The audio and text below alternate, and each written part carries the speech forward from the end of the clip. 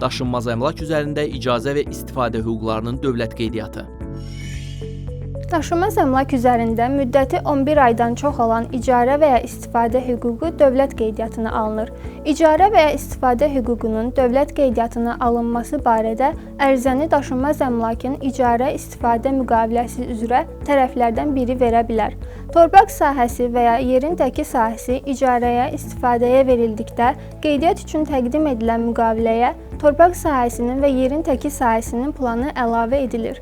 Binanın, qurğunun, evin, binada və ya evdə yerləşən mənzillərin, otaqların icarəsi haqqında müqavilə üzrə hüquq dövlət qeydiyyatına verildikdə yerləşməsi və ölçüləri göstərilməklə icarəyə verilən sahələrin planı təqdim olunur.